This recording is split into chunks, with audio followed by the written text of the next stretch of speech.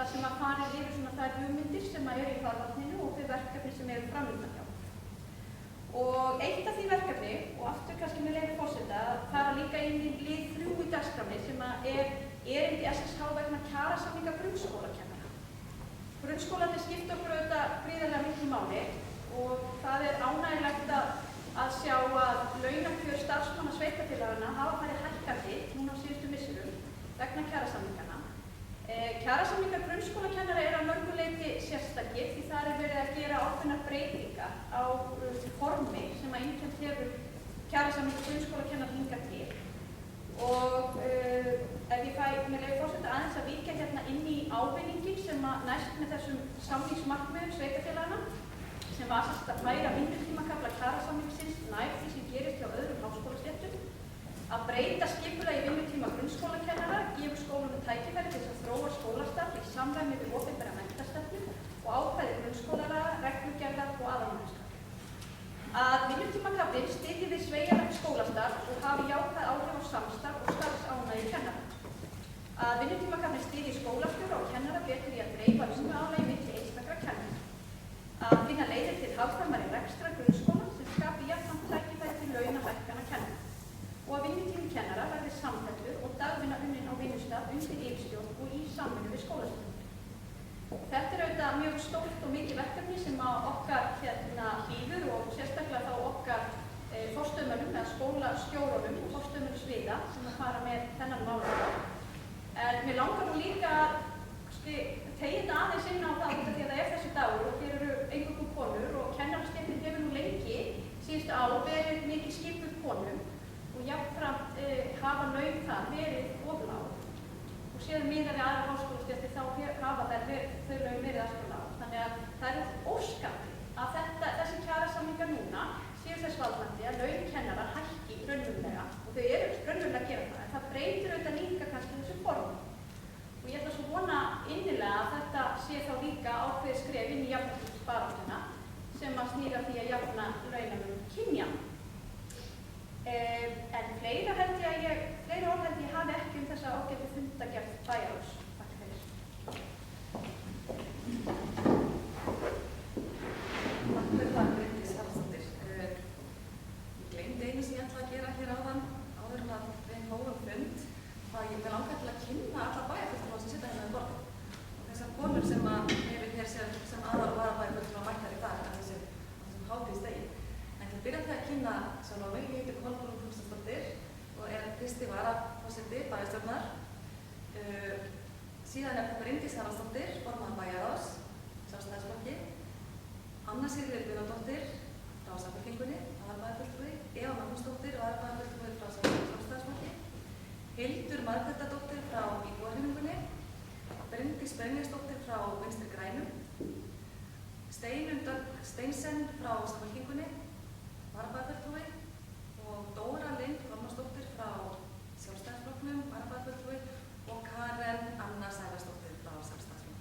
Þetta eru konur sem sitja þennan fund í dag. Og svo er það Aldís Stefánsdóttir, starfsmaður og ritari bæjarstjórnar, sem er forstöðumaður þjónustu og samskiptadeildar. Þá ætla ég að halda fram að gefa orðið lausn um þessa fundagerð og fleiri sem eru tengdir mál sem til fundagerðinni. Anna Sigríður Björnsdóttir.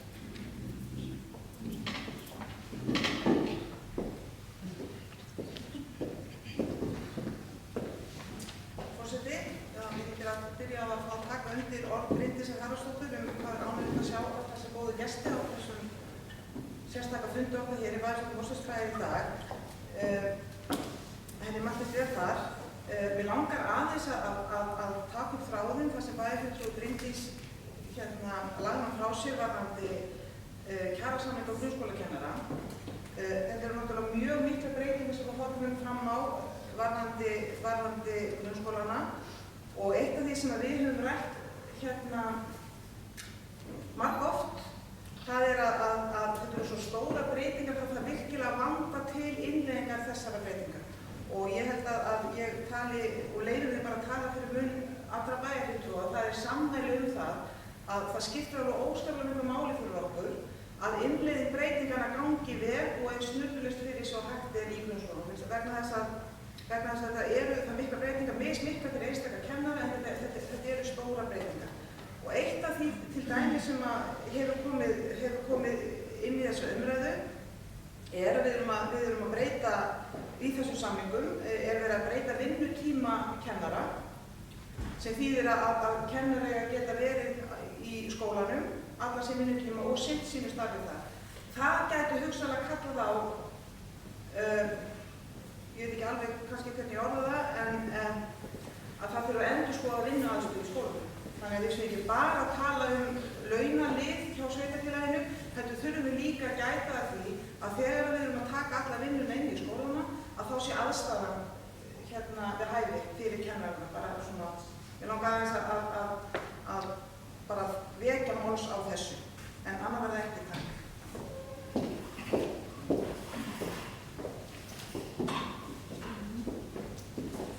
Já, takk fyrir það, Anna Sigríður. Orðið endalaust fundargerðina, fleiri vilja tjá sig hana? Ef ekki, þá hún borin upp til staðfestingar eins og einstök erindi hennar bera með sér. Þeir sem samþykkja fundargerðina, hún er samþykkt með jákvæð.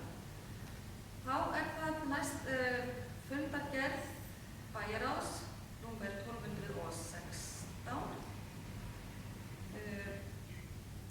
og ég ber fundargerðinu orðið fundargerðina Bryndís Valsdóttir, gjör svo vel.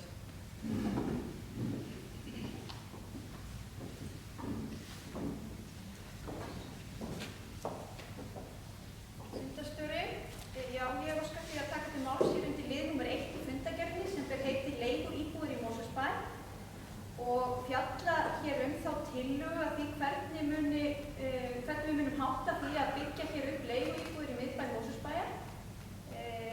Það var sammælst það hér á síðasta kjörtímabili að sveitarfélagið taldi mikilvægt að bregðast við þörf á leiguíbúðum og sérstakur starfshópur var skipaður af bæjarfulltrúum sem fóru yfir verkefnið, skoðuðu hvað slíkum íbúðum gæti verið best fyrir komið, hvaða form þyrfti að vera í kringum slíkar úthlutanir og fyrst og fremst auðvitað hvernig það væri tryggt að slíkar íbúðir yrðu leiguíbúðir til framtíðar.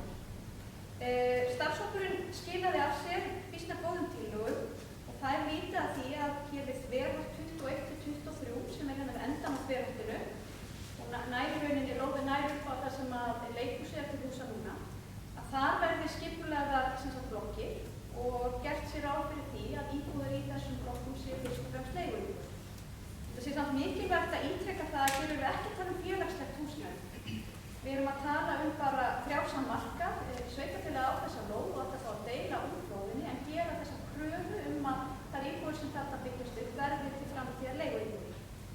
Og sveitarfélagið leitaði til lögmanna sína hjá Lex og fekk ráðleggingar það hvernig hægt væri að tryggja að slíkt væri til allra framtíðar, þannig að það þá bæði sérstök ákvæði í það í skilmálunum og með samkomulagi viðkomandi aðilum. En þarna vorum við í rauninni að samþykkja það með fremur ákvæðum að auglýsa þessa lóðir til úthlutunar og fyrirkomulega á bæði fyrir víst í minnisblaði sem fylgir tillögunni og með leyfi forseta þá ætla ég að fá að lesa hér upp að lagt til eftirfarandi fyrirkomulag úthlutun og auglýsingu lóða fyrir leiguíbúðir í miðbæ Mosfellsbæjar. Í fyrsta lagi að lóðirnar verði auglýstar á sérstökum vef sem tengist heimasíðu Mosfellsbæjar. Í Mosfellingi og síðast en ekki síst verði keypt heil eða hálf síða í helgarblöð til þess að vekja athygli á þessum lóðum. Umræddar lóðir verða auglýstar og óska eftir tillögum og gögnum bjóðendur sem skilast eiga fyrir miðjan júlí 2015. Í öðru lagi að Mosfellsbær skipi 3 manna matsnefnd sem skilar til bæjarráðs samanburðarmati á þeim umsækjendum sem uppfylla lágmarkskröfur sem og mati á innsendum tillögum. Nefndin mun eftir aðstæðum og þörfum njóta sérfræðiráðgjafar við matið. Lagt til að í matsnefndinni í sæti höfundur miðbæjarskipulags, skipulagsfulltrúi Mosfellsbæjar og framkvæmdastjóri umhverfissviðs. Og í þriðja lagi bæjarráð taki svo endanlega ákvörðun úthlutun lóðarinnar þegar niðurstaða matsnefndarinnar liggur fyrir. Og þetta var eins og ég segi samþykkt og ég held að þetta sé býsna gott mál og mikilvægt. Ég held að öllum sé það ljóst að það skortur og leiguíbúðir hérna í Mosfellsbæ og þetta þá eitt skref við þá þörf. Þetta eru kannski ekkert ýkja margar íbúðir. Nú er ég að reyna að frétta því upp hvað það voru nú aftur margar. 30. Bæjarfulltrúi Anna Sigríður með þetta hreinu, enda satt í þessum starfshóp og kláraði þessar tillögur til þess samfylkingarinnar. Þetta eru 30 íbúðir og þær eru kannski sem við vilja meina dropi í hafið en klárlega hljóta þær að hafa einhver áhrif og vera þess valdandi að svona tryggja með einhverjum hætti leigumarkað hérna í Mosfellsbæ. Vegna þess að það hefur skapast svolítið umræða þetta og þá held ég að sé svo bara mikilvægt að við greinum á milli félagslegra úrræða og hins vegar svona markaðsúrræða. Og þetta er klárt slíkt úrræði. Það hefur ekkert með það að gera hvort að Mosfellsbær ætti hér að eiga fleiri eða færri íbúðir til að leigja á hinum félagslega grunni. En vegna þess að það hefur nú ekki verið mikil uppbygging í Mosfellsbæ á allra síðustu árum, frekar en kannski annar staðar. Það er svona hjóla atvinnulífsins hafa svolítið legið niðri og byggingarhæðar hafa nú ekki verið að byggja neitt ókostlega mikið. Þá held ég að þetta sé mjög kærkomin viðbót. Við sjáum það reyndar að allt er að fara á stað núna aftur, en það er uppsöfnuð þörf á húsnæði. Og ég held að það sé sérstaklega kannski þurfa að horfa til unga fólksins okkar sem að þarf að komast í svona sína fyrstu íbúð. Og þá held ég að sé mikilvægt að við opinbera og sveitarfélagið Mosfellsbær taki þátt í því að reyna að tryggja það með einhverjum hætti að ungt fólk getur nú flutt að heiman og farið þá annarkvort í leiguhúsnæði, kjósið það eða þá að fara að kaupa sér eigin íbúð. En ég læt þetta nægja en þetta sinni. Takk fyrir. Þetta var Bryndís Haraldsdóttir. Áður en við höldum áfram að umræða þessi fundargerð þá hef ég þá tillögu að við frestum máli nr. 6 í fundargerðinni. Áður en við afgreiðum hana endanlega og þá ætla ég að fá samþykki bæjarstjórnar til að fresta máli nr. 6 í bæjarstjórn. Við getum gert það bara í lok fundargerð, en orðið er ennþá laust, bara til að minna okkur á, en orðið er ennþá laust í fundargerð, annars getum við ljósið.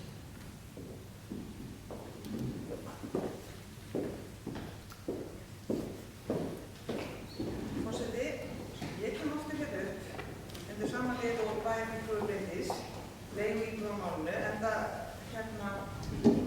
það vel við hæfi, þess að ég vil eftir að halda ykkur hagi hér þessum ræðustól og þessum hátíðarfundi að upphafleg tillaga að skoða uppbyggingu leigumarkaðar í Mosfellsbæ var flutt í bæjarstjórn Mosfellsbæjar af þáverandi bæjarfulltrúa Samfylkingarinnar á haustið 2013. Þeirri tillögu var svona vel tekið að það var settur á stofn þessi hópur sem ég svo reyndar var þáttandi því eftir síðustu kosningar og vann vel að ég tel og vegna þess að þetta er leiguíbúðir hafa verið mjög skornum skammti í bænum hjá okkur eins og reyndar mjög víða og eins og bæjarfulltrúi Bryndís kom inn á þá verður þetta að koma börnunum heima. Þetta er allavega framlag bæjarstjórnar að reyna að koma að leggja sitt að mörgum til þess. Það er eitt sem hefur, af því að bæjarfulltrúi Bryndís minntist á að það hefði orðið dálítið misskilningur hvort við verðum að ræða félagslegar íbúðir eða íbúðir á leigumarkaði. Það var bara tvennt sem að mér finnst nauðsynlegt að nefna núna og það er í fyrsta lagi að þessar lóðir þær verður náttúrulega ekki boðnar upp eða neitt gert neitt þannig. Það verða bara hefðbundin gatnagerðargjöld sem koma til greiðslu fyrir þessar lóðir. Þannig að það er ekki svo að ég fara að selja hjá vissustu verði lóðir í miðbæ Mosfellsbæjar. Og svo ætlaði ég nú að segja tvennt. Það var einhver segja að við höfum líka vera skemmtilegar. Ég ætla ekki vera það skemmtileg ég glemdi hvað ég hefði að segja. Þetta er ég er hálfgerð vandræði með það núna í þessum ræðustól. Ég held að vera bara að víkja úr honum því ég man ekki hitt að því.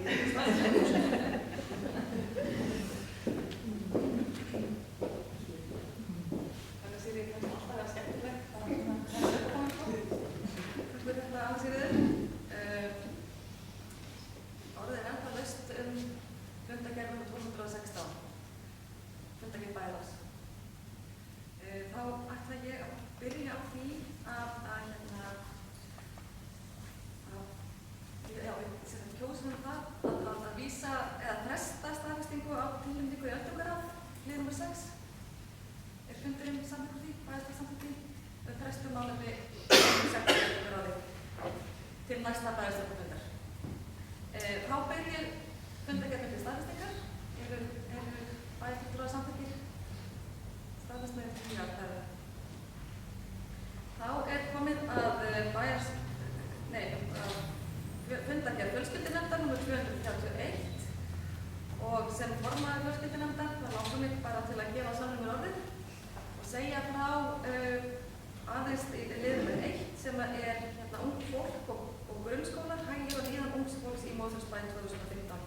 En mér langaði bara að segja frá því að síðan frá árið 2011 höfum við fengið niðurstöður eða hafa nemendur í grunnskóla Mosfellsbæjar. Þú leiðir mér hér, þetta er kannski, við gerðum þetta frá 2008 sennilega byrjuðum við, hættum svo og tókum þetta aftur 2011. Við höfum alltaf verið með. Við höfum alltaf verið með. Það var þannig, já. 2011 þá ákváðum við að sækja upplýsingar þar sem að við fáum niðurstöður hagi og líðan og einnig hafa verið gerðar rannsóknir á vímuefnanotkun ungmenna og það skemmst frá því að segja og kannski mjög ánægt að segja frá því að kemur ungdómurinn má segja örugglega mjög betri en þegar ég var í skóla og unga fólkið er að standa sig mjög vel og neysla farið niður. Það tölur sína það að börnum, við eigum tiltölulega fyrstu börnum á þessu bæ, en þessi könnun hagi og líðan, það er mjög mikilvægt að þarna ákveðnar niðurstöður sem við þurfum vissulega að horfa í og þegar þessar niðurstöður liggja fyrir þá þurfum við að vinna með þær. Þannig að við höfum lagt okkur fram við það að þegar þessar niðurstöður hafa legið fyrir að kynna foreldrum og skólasamfélaginu sjálfsögðu og vinna með þær áfram til að börnunum okkar hér í Mosfellsbæ líði enn betur. En þetta það sem ég ætla að segja fjölskyldunefndina, ég held að sé ekkert meira þar sem að ég vil svona benda fundinum á, en þannig að orðið er laust fjölskyldunefnd Mosfellsbæjar, númer 231. Já, Anna Sigríður Björnsson.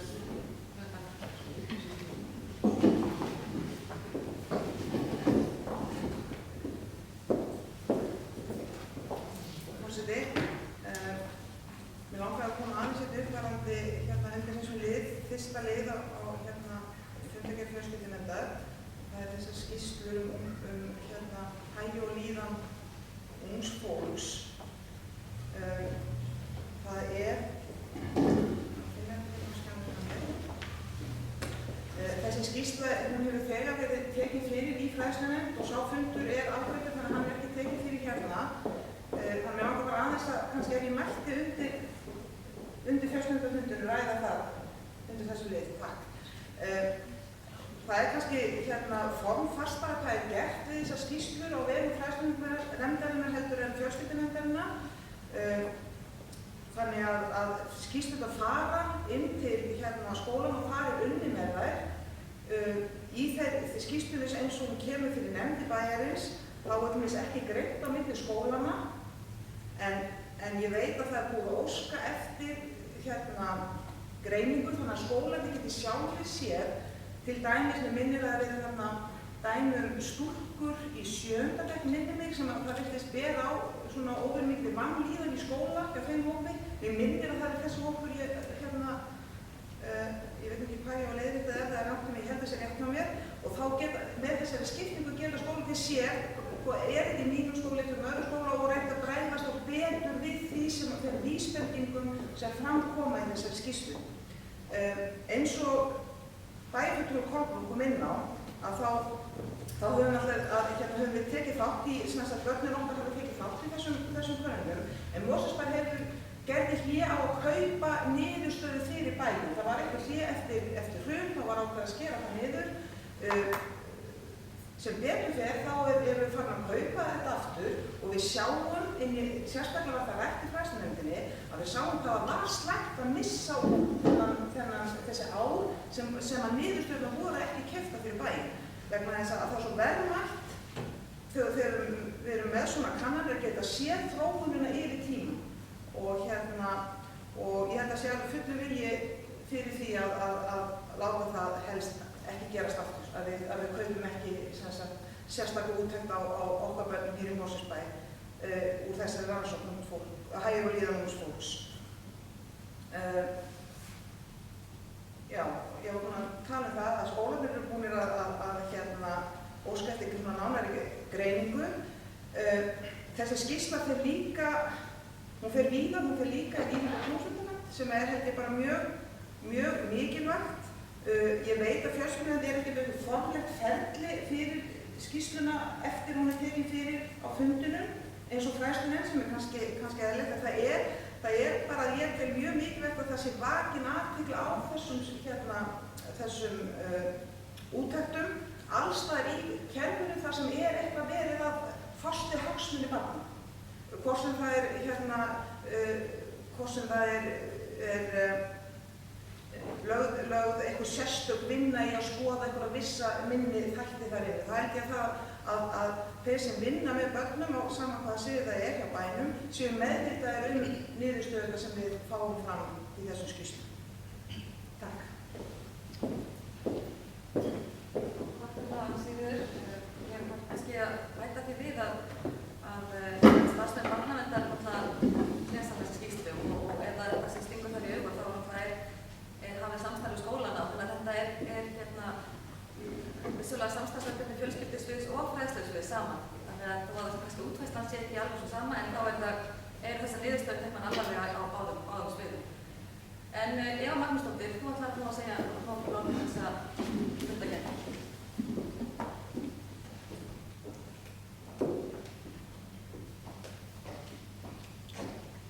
Já, takk fyrir farðarsli. Til hamingju með daginn, Ötsumar. Gaman að skilja vera svona margir gestir. Anna Sigríður, hún fór stuttlega yfir hvernig þessi ágæta skýrsla, eða semst með leyfi þessu þá langar við taka öskuð skýrslu hægum. Það hafa tvær bæjarfulltrúar, Kolbrún og Anna Sigríður farið yfir þessa skýrslu hægum og líðan ungmenna. Það ákveðið áhugjefni þarna í skýrslunni að börn í Mosfellsbæ virðast ekki eyða með miklum tíma með foreldrum sínum og það er niðurstöðu sem við þurfum að vinna enn frekar með. Bæjarfulltrúar Anna Sigríður fór svolítið yfir það hvernig við fjöllum skýrsluna í fræðslunefndinni. Þá spannst mjög mikil og góð umræða í nefndinni og þvert á flokka. Það er búið óska eftir ánægðgreiningum sem að koma frá inn í skólana og vonandi verður vinna við að vinna úr skýrslunum og ekki verður mjög farsæl eins og vinna við að vinna úr skýrslum sem að snúa að rýmjörnum.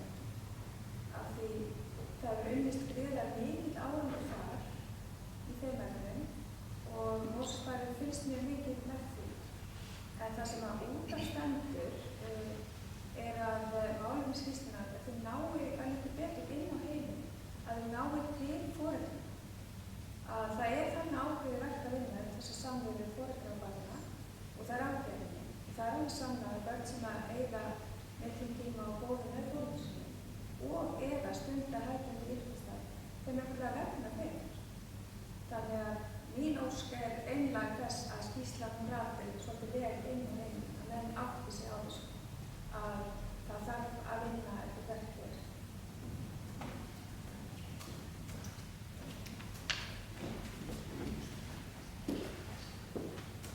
Já, takk fyrir það, Ágústa. Þetta var skemmtilegt orð sem stöðir.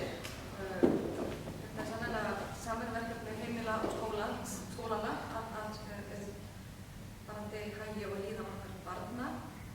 En orðið er laust þetta gerðan, fleiri sem vilja á svona sem þetta. Anna Sigríður, gjör svo vel.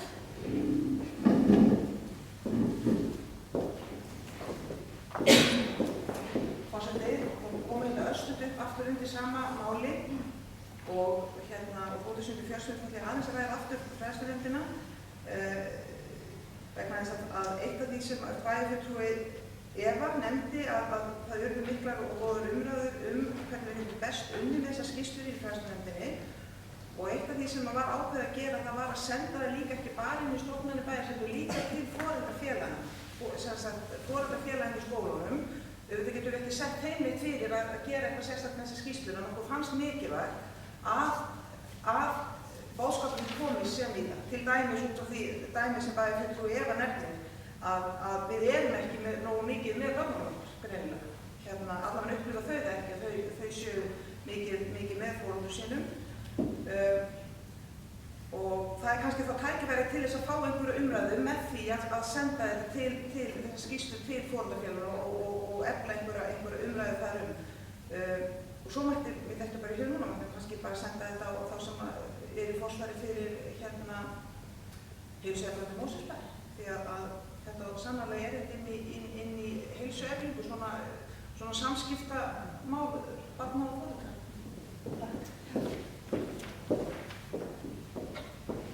Já, takk fyrir það, Anna Sigríður. Orðið laust fundargerðina. Það er ekki fleiri talsögum hana, þá leggja hana fram til staðfestingar. Þessi staðfesta fundargerð fjölskyldunefndar. Takk fyrir það. Þá er komið að næsta leið sem er fundargerð fræðslunefndar Mosfellsbæjar, númer 309, orðið laust fundargerðina. Já, Magnúsdóttir, formaður fræðslunefndar, gjörðu svo vel.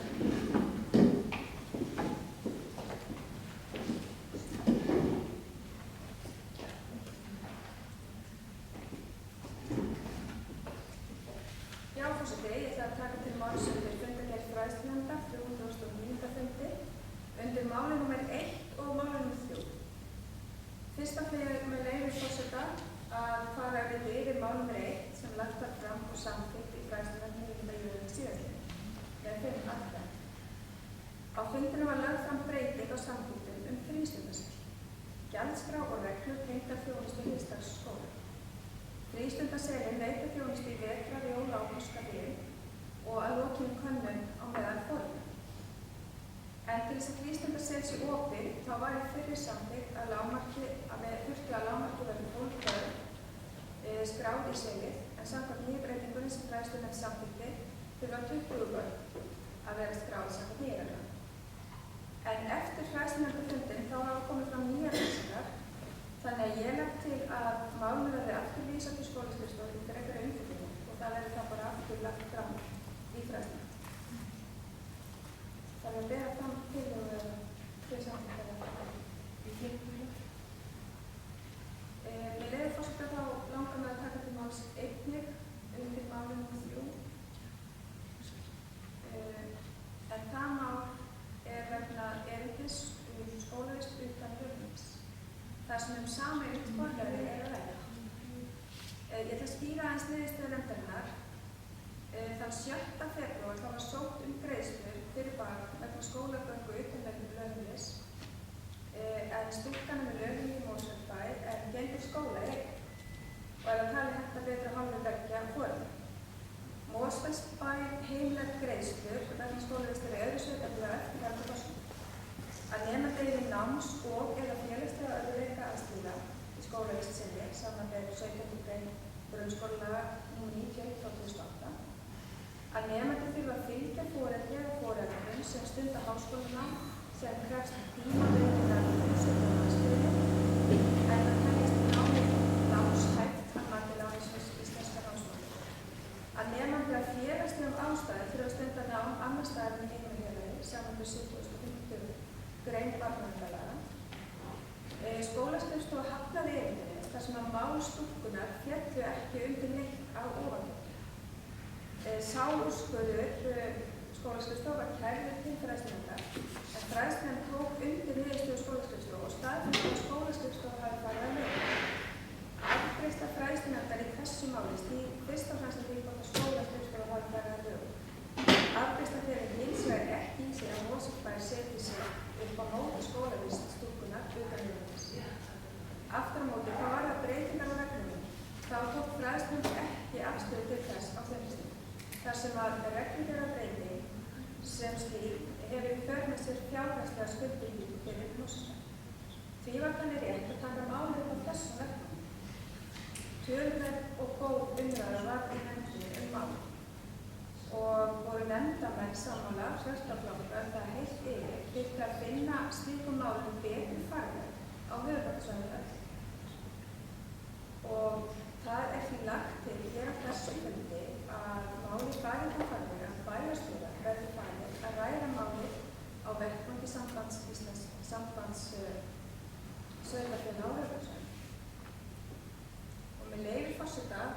lesið bókun, sameiginlega bókun, vegna skólavistar utan lögheimilis. Hún hljóðar svo. Á hverju ári falla nokkur erindi utan reglna Mosfellsbæjar skólavist utan lögheimilis og telja bæjarfulltrúar allra flokka að finna fyrir slíkum málum betri farveg í framtíðinni á höfuðborgarsvæðinu. Í ljósi umræðna í fræðslunum og á meðal bæjarfulltrúa allra flokka í Mosfellsbæjar þá leggur bæjarstjórn til að bæjarstjóra verði falið að taka málið upp með samtökum sveitarfélaga og höfuðborgarsvæðinu.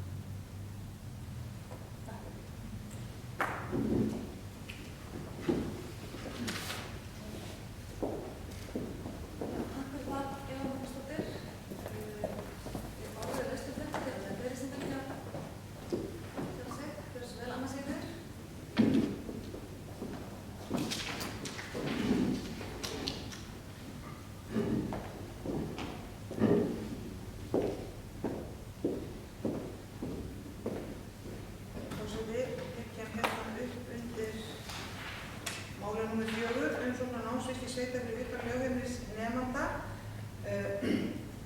og ég eins og kom fram þetta sameiginlega bókun frá okkur hérna sem bæjarfulltrúi lagði fram.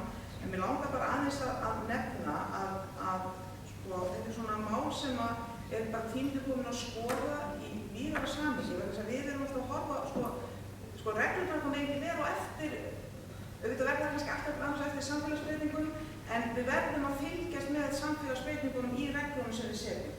Og við erum alltaf með sífellt oftar að þannig að foreldrar eru með sameiginlegt forræði yfir börnum eftir skilnað. Það eru umræður að það verði heimilað að deila lögheimili, hvað ætlum við þá að gera? Ætlum við að leyfa börnum að vera í skólanum fyrir aðra hverja viku eða sko, þetta eru bara breytingar sem eru að gerast og þess vegna vorum við sammála um það að þetta er ekki eitthvað sem bara Mosfellsbær einn getur tekið ákvörðun vegna þess að við erum alltaf í þessum málum að ræða eitthvað samskipti við önnur sveitarfélög og þess vegna fannst okkur eðlileg að ýta á eftir umræðu þessi mál í þessu samstarfsvettvangi sem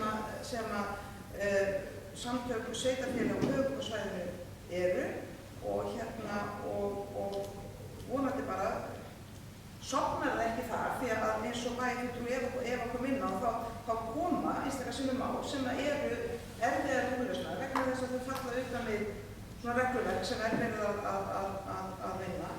En auðvitað er fullur vilji hjá öllum að leysa mál sem þetta á sem farsælastan hátt og þá auðvitað með hagsmuni barnsins að leiðarljósi og svo foreldranna og sveitarfélagsins en skólaskrifstofa getur náttúrulega aldrei annað en farið af þeim unnið samkvæmt þeim reglum sem henni eru settar í afgreiðslu mála og eins og bæjarfulltrúi Eva kom inn á þá var fræðslunefndin raunveru bara staðfesta að skólaskrifstofan hefði unnið samkvæmt þeim reglum sem henni eru settar. Takk. Takk fyrir það, Anna Sigríður. Orðið er laust í fundargerð fræðslunefndar. Gjörðu svo vel, Vigdís Haraldsdóttir.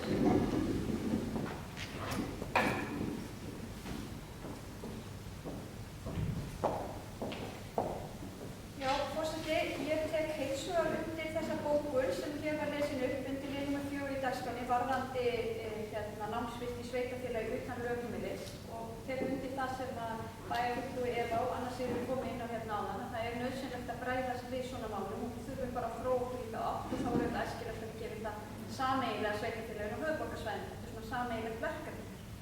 En mér langaði kannski bara svona almennt og ég get þá forseti reynd að fela það kannski undir lið númer 1 sem ég tek heilsum undir að skoða verið frekar inn í fræðslunefnd.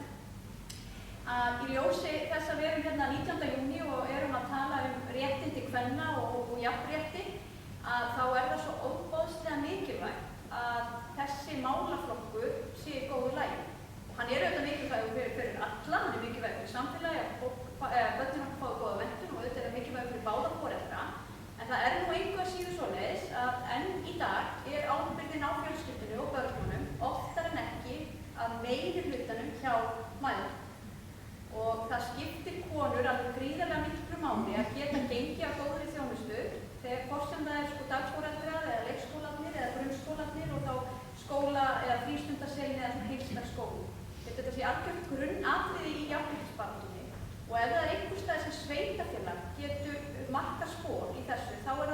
þessu málum. Ég held að við séum örugglega allar sammála og öll sammála það hversu mikilvægt það er. Þannig að mér langaði bara að koma þessu að hér á þessum skemmtilega fundi okkar. Og ég veit að við erum að gera alveg óbóðslega flotta hluti í fræðslumálum hér í Mosfellsbæ og státum á því og það er oft horft til okkar því að við erum mjög nýstafleg í slíkum málum og nýstafleg hér í samblanda leikskóla og grunnskólastiginu. Og ég vona svo innilega að ég mun sjá það á minni tíð í pólitík að við komumst aftur á rólu með þær hugmyndir sem voru svolítið fyrir hrun heildstæðan skóla þar sem að fjölskyldan getur farið saman á morgni og farið inn á sinn vinnustað, hvort sem það sé skóli eða vinnustaður og komið svo saman heim og átt saman skemmtilega stund. Þannig að þetta sé allt heildstæð umhverfi og ekki þurfa að vera að ræða eitthvað foreldraskuld eða rætta hlutum á milli skóla og frístundar eða íþrótta eitthvað þess. Þannig að við stefnum vissulega þangað en við eigum nokkur skref eftir og vonandi lánast okkur að fara áfram. Þannig, takk.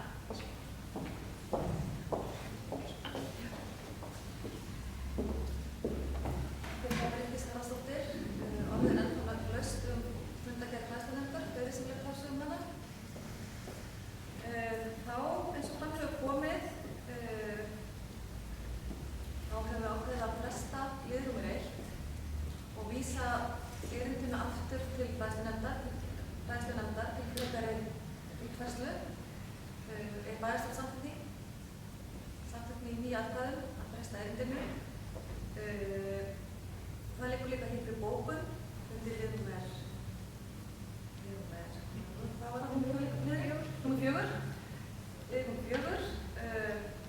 Og vilja ég lesa bókunum aftur eða Ég vilja ég lesa bókunum aftur.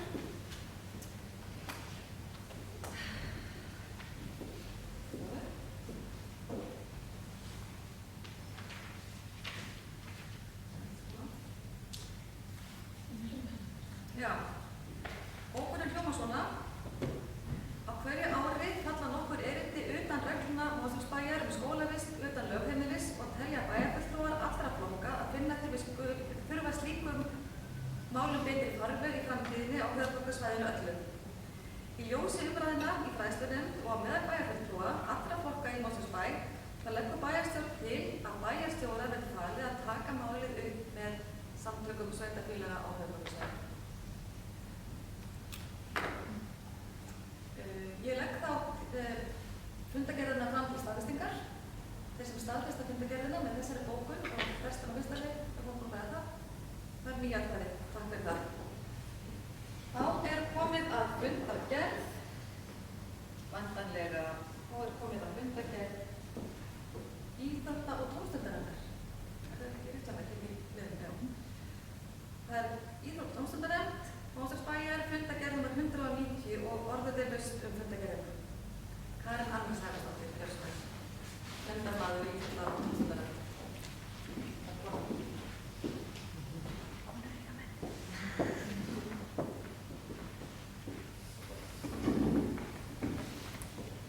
Forseti, bæjarstjórn og gestir. Ég ætla að kynna fyrir ykkur mál nr. 2 í fundargerðinni. Það kom upp hugmynd í íþrótta- og tómstundanefndinni að þar sem Mosfellsbær er í sveiflandi samfélag að hafa svokallaða fjölskyldutíma. Við fórum að athuga hvenær salirnir væru sem mest nýttir og kom í ljós að salirnir standa oftast auðir á milli 12 og 1 til 12 og 2 í Varmá. Og það er salur 1 og 2. Þetta er byggt þannig upp að það eru nokkrar stöðvar með mismunandi æfingum úr mismunandi íþróttagreinum og það væri 1 stjórnandi.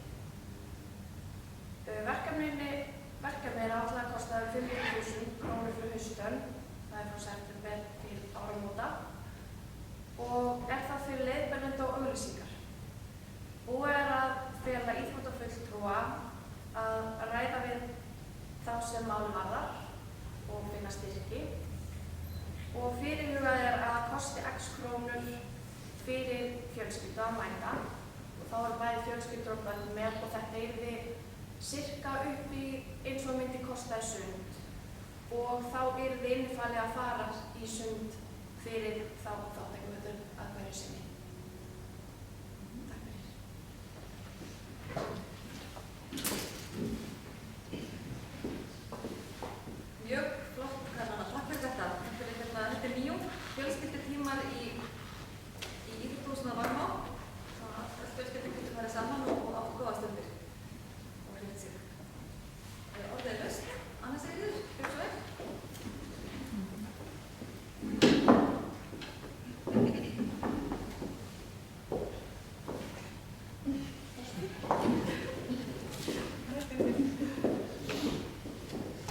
forseti.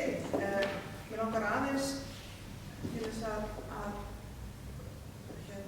ræða þetta saman mál sem bæjarfulltrúi Karen kom upp hér undir, þar sem ég satt með eins og íþróttatónlistarnefnd og hef mikinn áhuga á öllu sem þar fer fram. Mér finnst þetta, þessi hugmynd að vera með fjölskyldutíma er náttúrulega mjög góð hugmynd. Sérstaklega ljósið frá áðan að tala til dæmis og foreldrar væri ekki nóg mikið með börnunum sínum, þá er kannski hægt að finna þarna eitthvað svona hvata af því að vera meira með börnunum. Ég tek eftir í bókunni, nú sit ég ekki lengur og saman þetta var mjög styrkt í tónlistarnefndinni en ég sé í bókunnefndarinnar að íþróttafulltrúa er falið að vinna því að gera hana veruleika og ræða við þá sem máli gæti varðað og ég bara forðum að vita hverjir eru það. Er það þá ungmennafélag Afturelding eða hverjir gæti þá hugsa aðri verið þá? Og svo langar mér líka aðeins að fá að vita, ég sé að það er lagt til 500.000 króna útgjöld varðandi þetta. Nú veit ég ekki alveg hvort að bæjarfulltrúi Karen er alveg með það á hreinu. Ég bara veist ekki er gert ráð fyrir þessum 500.000 krónum á fjárhagslega. Og að því hún nefnir líka að safna styrkjum, hver er svona hugsun á bak við það? Hvað fleira ef þessar 500.000 krónur eru að duga fyrir leikananda? Hvað erum við að hugsa, sem sagt, að hugsa þetta aðeins lengra? Þannig síður, ég er viss það að hvernig hefur þessi svör. Ef hún hefur ekki, þá get ég líka þetta svara og öðrulega Bryndís, en ég er viss að hvernig getur svarað á þessu.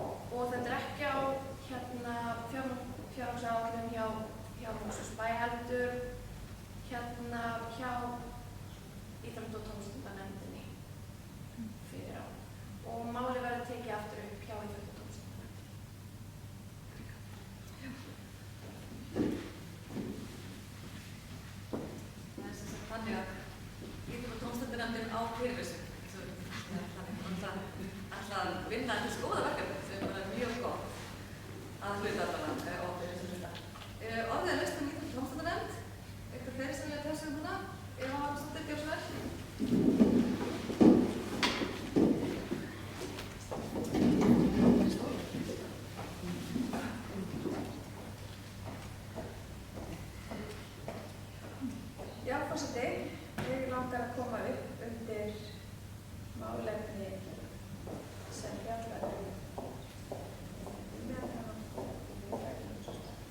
skýrsluna góðu. Mig langar að lýsa yfir sérstaklega mikið ánægju með hvernig hefur tekist í þessum forvörnum í Mosfellsbæ. Ástandið var fyrir nokkur árum síðan, kannski ekkert sérstaklega, bara á landsvísu. Nú gerðum við með samhættu átaki, foreldrar, skóli, bæir, samhættu átaki í því að koma þessum tölum upp. Og það er alveg með ólíkindum hvað okkur tekist vel til. Og að því nú okkur á þessum málefnum og íþróttamálefnum líka og ég lengi þetta tvert svolítið við saman. Að það hafa komið skýrslur sem sýna það er mikil tenging á milli skipulagðrar íþrótta og tómstundaiðkunar og þess að vera ekki vímuefnum eða ekki vímuefna. Þannig að því öfluga sem starfið okkur í Mosfellsbæ á öllum þessum vígstöðum, íþróttavígstöðum og tómstundum, að því betur ykkur. En ég láta líka bara í tilefni dagsins og tilefni að við erum að ræða þetta. Það er þetta búin að hafa skýrsluna fyrir líka í fræðslunum. Nú getur við mjög að góða um þetta. En ég ætla að segja frá því að ég er líka formaður í FMOS, skólinefndar FMOS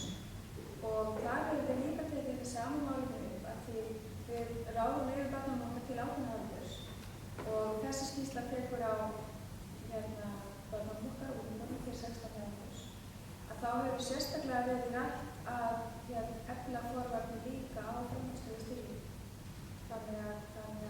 Og það í ljósi þess hvernig til hefur tekist á þessu grunnskólastigi. Þannig að þessari vinnu verður áfram haldið.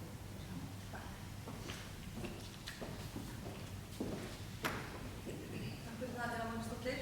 Kannski líka að segja frá því varðandi þessar kröfur sem við viljum gera fyrir okkur ári síðan, varðandi vímuefnanotkun ungmenna. Sem ég finnst einhvern veginn sem svo reitt að tala af því að þau eru ekkert að neyta vímuefna í svo miklu mæli. Þau eru bara ótrúlega góð börnin okkar en við erum svona að kanna. Við þurfum alltaf að taka púlsinn en það er alltaf sjálfsögðu eru einhverjir en stærsta hluti þeirra ekki að því.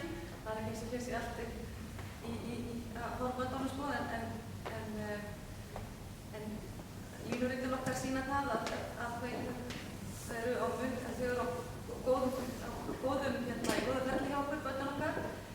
En við langar líka að segja frá því að fyrir cirka einu ári síðan þegar kom niðurstöðu varðandi vímuefnanotkun barna og ungmenna að þá héldum við kynningarfundi í Listasalnum og boðuðum þangað fólk sem að koma að störfum með börnum í Mosfellsbæ og þar með kom skólameistari framhaldsskólans og tjáði okkur það að hún væri tilbúin í frekari samstarf þannig að við þurfum að byggja brúna yfir í framhaldsskólan því það allar niðurstöður sína það að þar eru þar gerast hlutir í miður. Að það er eins og það sé bara samþykkt og umborið að börn henni vímuefnanotkun eða drykkju og annað slíkt sem við höfum kannski okkur tekist að halda þeim á nokkuð góðu róli en síðan þegar koma yfir í framhaldsskólan þá er eins og allt sé samþykkt þannig að við höfum fagnað því í samstarfi við skólan og ég segi þá á næstu misserum að það verði sett eitthvað í gang og ásamt fleiri sem koma að vinna með börnum í bænum. En orðið er laust fundargerð íþrótta- og tómstundunefndar. Gjörðu svo vel, Bryndís Haraldsdóttir.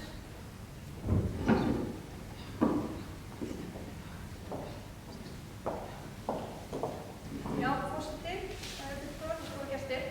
Mér langar bara að þakka kærlega fyrir þessa fundargerð frá íþrótta- og tómstundunefnd og sérstaklega þá þessa hugmynd varðandi fjölskyldutímana.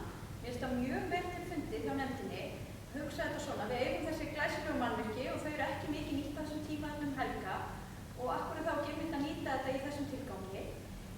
Þannig að mér hugnast þetta mjög vel og er bara spennt að sjá þetta verða að veruleika og þetta fellur eins og bæjarfulltrúi Karen kom inn á mjög vel inn í þetta heilsueflandi samfélag okkar og verður auðvitað mikið að bóta og það er ekki það sem fjölskyldukona að oft svona helgar þá vantar bara hreinlega eitthvað spennandi að gera með börnunum og eitthvað sem kostar ekki mikið pening og eitthvað sem fær alla til að hreyfa sig og gera eitthvað þannig að þetta er bara mjög góð hugmynd.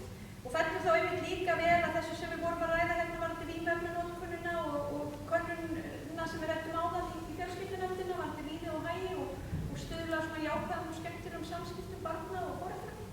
Þannig að ég fagna þessu mjög. En svo í ljósi þess að við erum að ræða íþrótta- og tómstundamál og ég er farin að finna til með gesturum okkar sem sita uppspettir á stólunum og þá langar mér bara að benda fólki á það eftir lagi að standa upp og fá sér kaffi og vatn og svona þannig að fólk verði ekki alveg stíft og það er sagt að stóllinn drepur sko þannig að það má alveg aðeins hreyfa sig, þetta er ekki allt og formlegt hjá okkur en fleira var það ekki til þessi ágættu nefnd. Takk fyrir. Takk fyrir Bryndís Haraldsdóttir. Orðið er ennþá laust í tómstundunefndina að fleiri vilja tjá sig hana. Ef ekki, þá ber ég fundargerðina fram til staðfestingar og hún er staðfest með 9 atkvæðum. Takk fyrir það. Og þá vekk ég næst fundargerð menningarmálanefndar Mosfellsbæjar nr. 190. Orðið er laust fundargerðina. Bryndís Bryndísdóttir, gjörðu svo vel.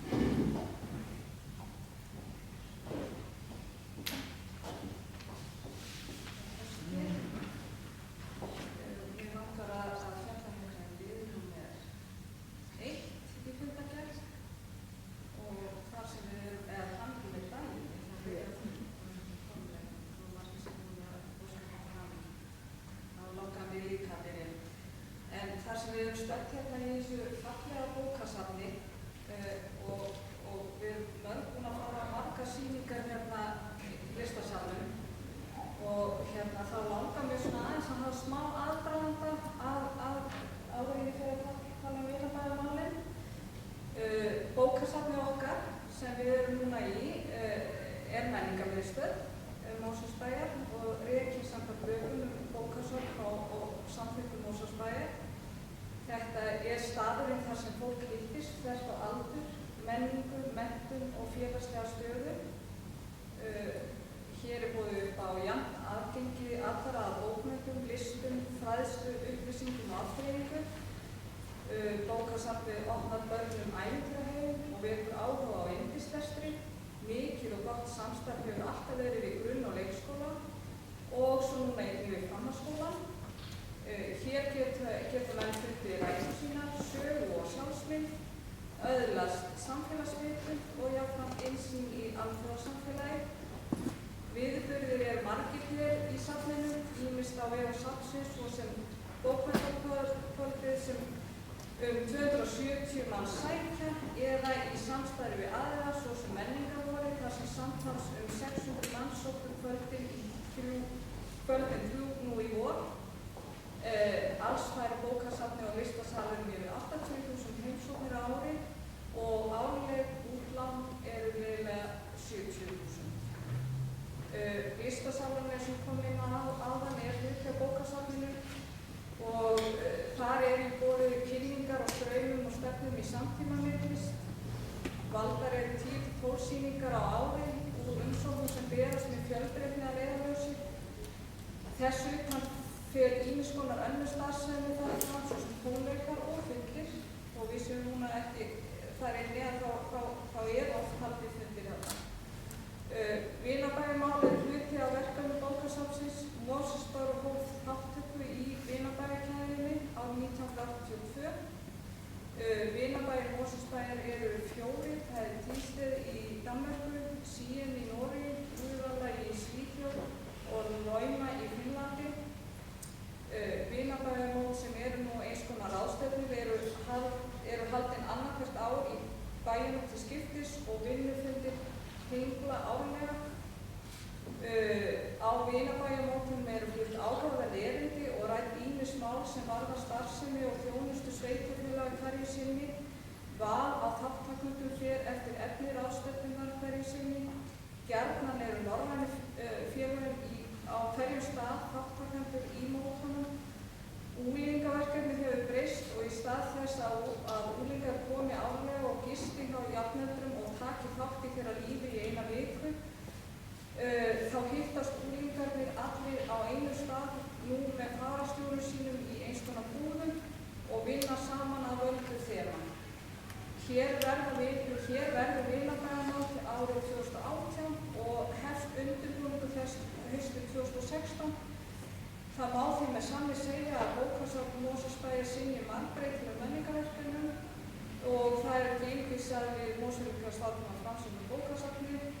Þá bjóðum við það einnig upp á fyrsta prófs listaskóla en undir honum tónlistarskóli, myndlistarskóli og leikfélag Mosfellsbæjar. Svo mörg þó að ég ekki þessu.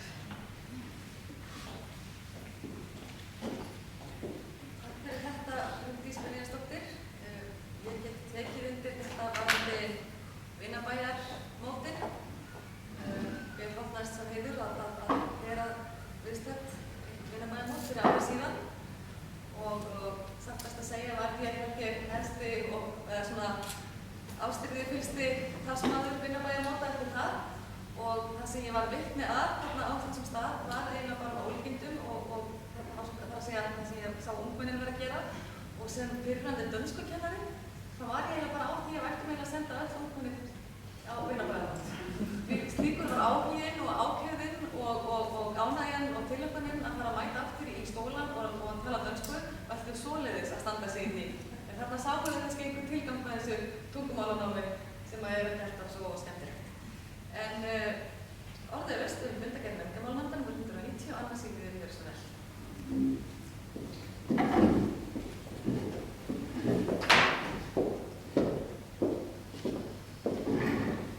Forseti, ég kom hér upp undir fyrsta máli á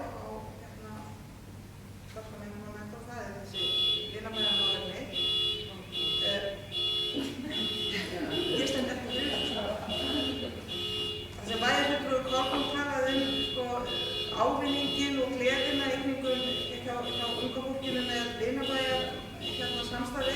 tek undir, ég held að sé mjög mikilvægt fyrir okkur og að halda áfram svona vinnubragð samstæður þess að við getum lært svo margt og erfist getur þessi vinur okkar lært af okkur. Hvað er þetta Kolbrún talaði hvað unglingarnir voru glaðir sem og ætlaði að virkilega leggja áhrif dönskuna. Það spurning hvort að ég fá að fara næst því að það lítur allt út fyrir franskan tengda svona mínu heimili. Þannig að ég held að það væri kannski bara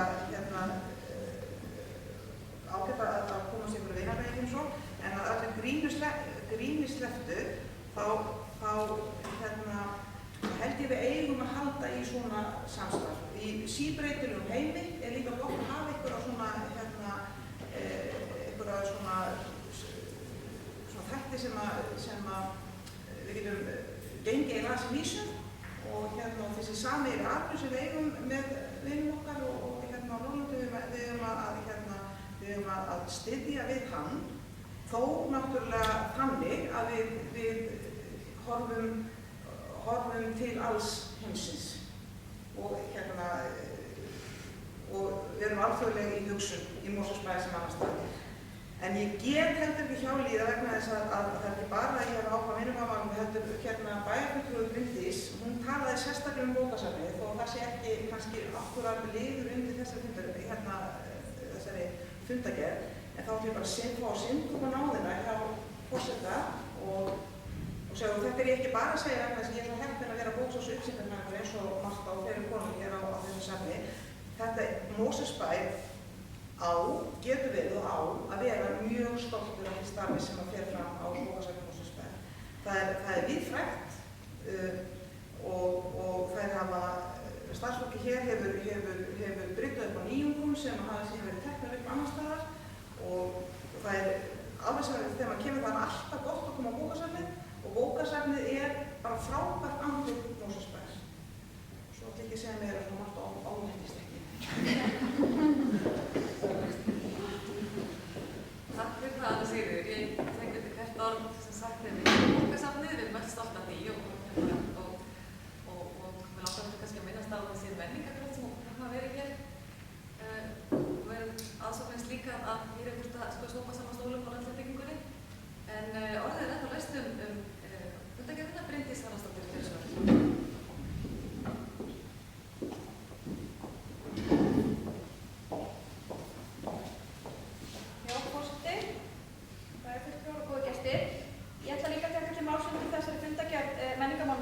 Bæði lið 1 og 2 og kannski byrja í lið 2 sem er listasalurinn og í rauninni ætla ég þá að fjalla það á svona svipum nótum og hefur fjallað hér og tek heils hugar undir hvert einasta orð sem fallið þetta frábæra bókasafn okkar og listasalinn sem að var sérstaklega til fyrir á þessari nefnd, það var verið að taka fyrir tillögur að sýningum og á þessum fundi var Marta Hildur Richter, Helga Jónsdóttir og Málfríður Finnbogadóttir sem allar eru starfsmenn bókasafnsins.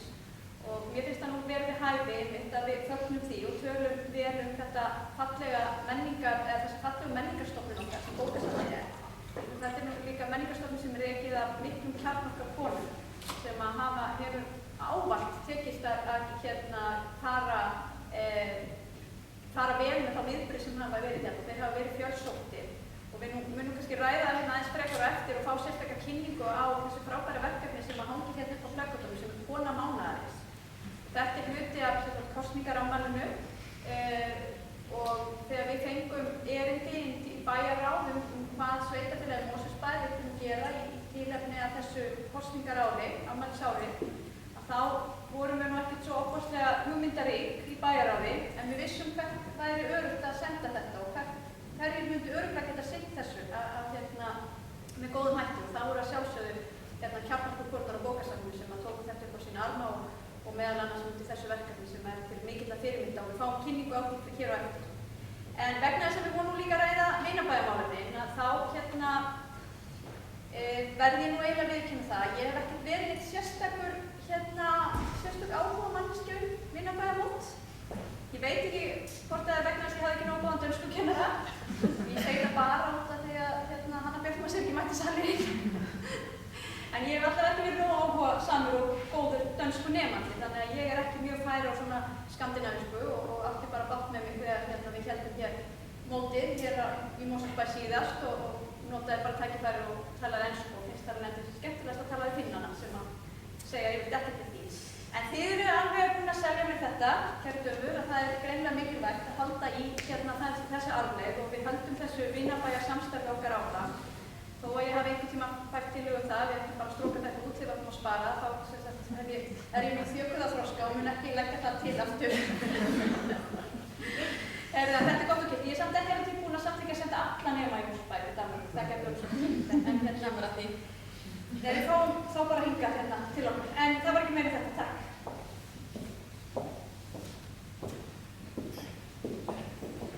Bryndís Haraldsdóttir, orðið er laust fundargerð menntamálanefndar, þeir sem leggur tjá sig hana 190, þá legg ég fundargerðina fram til samþykktar, þær sem samþykkja. Hún er samþykkt með 9 atkvæðum, þá er það næst fundargerð og önnur fundargerð menningarmálanefndar nr. 191 og orðið er laust fundargerðina. Bryndís Haraldsdóttir aftur.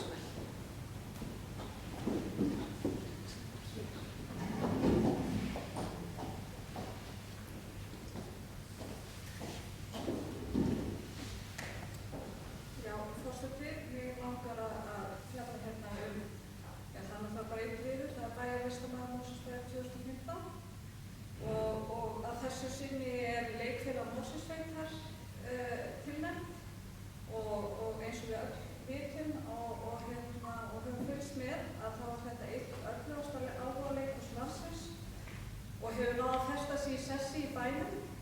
Leikfélagi er með í öllum hátíðum sem haldnar eru og sinnir einnig öflugu barnastarfi með námskeiðum allan ársins hring sem dæmi. Í sumar verður svo í fyrsta sinn sumarnámskeið fyrir ungmenni á aldrinum 16 til 25 ára vegna mikillar eftirspurnar og þannig að leikfélag brást við þessu. Leikfélag Mosfellsbæjar hlotnaðist í fyrsta skipti sá heiður í ár að hljóta viðurkenningu fyrir athyglisverðustu áhugaleiksýningu. Sýningin Ronja Ræningadóttir var því valin til að vera sýnd á fjölum þjóðleikhússins. Til stóð að eina sýningu væri að ræða en vegna mikilla vinsælda urðu sýningarnar 3. Ekkert annað áhugaleikfélag hefur leikið eftir og hafa 3700 manns náð að berja sýninguna yfir. Það má því með sanni segja að leikfélag Mosfellsbæjar blómstri sem aldrei fyrir þessa mundir en í ár eru 39 ár frá því að það var stofnað. En sögu leikfélagsins má rekja enn lengra aftur í tímann eða til ársins 1909 þá sem hluti af ungmennafélagi Aftureldingar. Ég vil því fagna því hér á þessu merka degi að menningarmálanefnd leggi til við bæjarstjórn að leikfélag Mosfellsbæjar verði bæjarlistamaður Mosfellsbæjar 2015. Og þá er einnig verði hæfi að þetta var birtast á, ég held að það er Facebook síðan frekar en að heimasíðu. Facebook síðan. Þá var leikfélag beðið með það að birta tilkynningu næsta leikár, hvað verk eru valin og þessi dagur var valin til að birta það og er verði hæfi því að þar mun verða sett upp verk á næsta leikári sem heitir Mæður Íslands og það verður sem sagt samið að leikhópnum og verður unnið úr frásögnum íslenskra kvenna tilfinningar þeirra, hvernig þær hafa haft áhrif á aðra og hvernig aðrir hafa upplifað. Mjög spennandi og ég blir spennt, virkilega spennandi. Þannig að bara takk fyrir og já, ég bara að fá látt málum og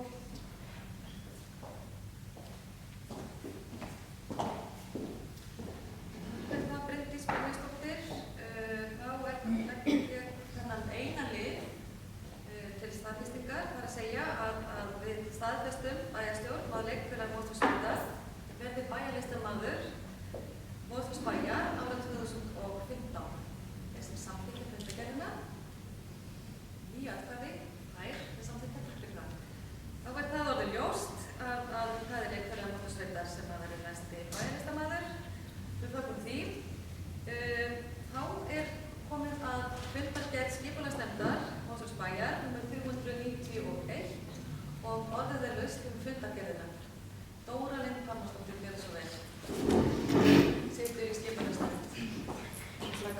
komnir. Já. Það er borð. Forseti og fundarkonur og fundargestir. Ég langar til að ræða þessum uppbyggingu í Helgafellshverfi. En við skipulagsnefnd fáum mörg mál á borð okkar sem snúa að breytingum á deiliskipulagi í Helgafellshverfi. Málin fjalla til dæmis breytingar á bílastæðum, stærð íbúða og fjölgun íbúða. Skipulagsnefnd vandar til þeirra breytingar sem hún samþykkir. Breytingarna koma ekki niður á gæðum hverfisins. Með þeim er verið að auka möguleika ungs fólks að koma á þaki yfir höfuðið á sér. Fjölgun þessar beiðna sýnir glöggt að mikil uppbygging er að fara af stað í hverfinu og hverfinu byggjast hratt upp á næstu árum. Og með leyfi forseta langar mig einnig að ræða mál 8.4 í fundargerð, Háholt, Bjarkarholt, umferðarhraði og göngufjörður. En þar er lagt fram minnisblað sem sýnir fyrirkomulag umferðarhraða, hraðahindrana og gönguþverana í Háholt, Bjarkarholt. En það stendur til að malbika þessu götur í sumar. Og í minnisblaðinu kemur fram að ekki sé ástæða til að stækka svæði 30 km/klukkustund meðan við núverandi notkun, en að mikilvægt sé að tryggja lágan umferðarhraða við gönguþveranir. Einnig er bent á að við endurnýjun götunnar sé rétt að útfæra hraðahindranir þannig að strætó geti ekið yfir þær, en í dag eru þessar hraðahindranir ekki strætóvænar. Og þess má geta að vinna er í gangi núna á endurskoðun umferðisöryggisáætlunar á Mosfellsbæ. Ástæður fyrir gerð umferðisöryggisáætlunar er til dæmis markvissari aðgerðir til að draga fjölda slasaðra, auka vitund íbúa umferðaröryggi og forgangsröðun aðgerða þannig að mestar umbætur náist fyrir minnst fjölda. Og ég ætla ekki að hafa fleiri orð þessar breytingar. Ég þakka fyrir.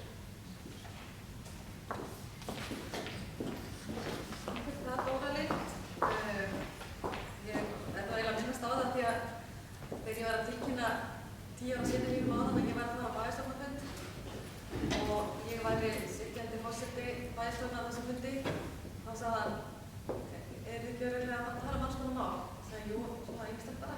Að ég vildi þá láta þess að koma setningja að taka þetta sem það hraðahindranir. En þá rættum við þá mikilvægi hraðahindranna og hvaða gagn þær gerðu og af hverju við þurfum að setja það upp. Við rættum það fyrstaklega. En fundargerðin er ennþá orðið laust um fundargerðina. Gjörðu svo vel með Anna Sigríður.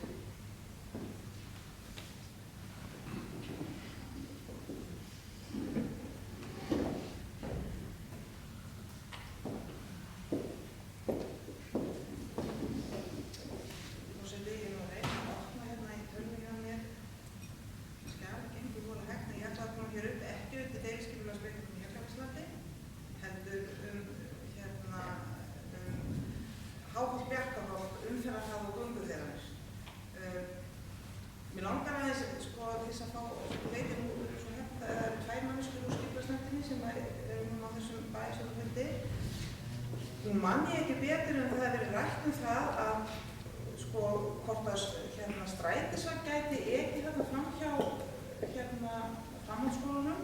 Mér langar til þess að bara spyrja forvitnum sem það hvort að það að setja hraðahindranir, reyndar sem kom fram með máli bæði við Dóra að hraðahindranir er kannski ekki bestu útfærslur á akbrautum fyrir strætisvagna. En hver er búið að slá alveg út á borðinu að strætisvagnin gangi þessa götu eða hvar stendur það mál? Við vitum það líka, við fundum með ungmennaráðinu, þá var það mál sem að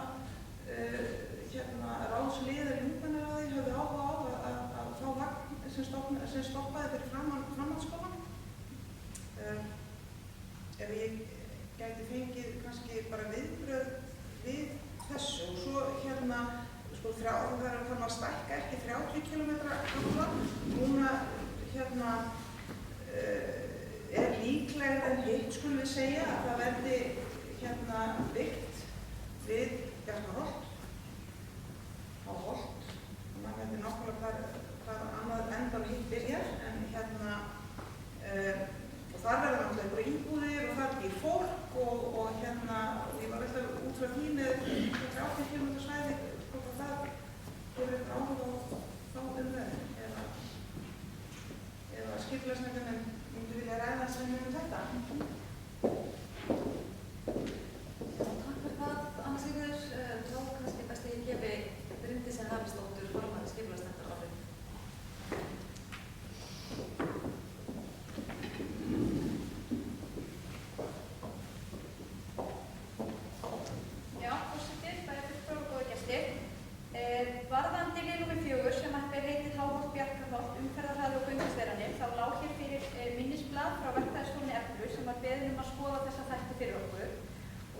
líka taka það fram að við ákveðum að taka þetta mál aftur til umræðu inn í nefndinni og í rauninni umferðaröryggismáli miðbænum í heild sinni.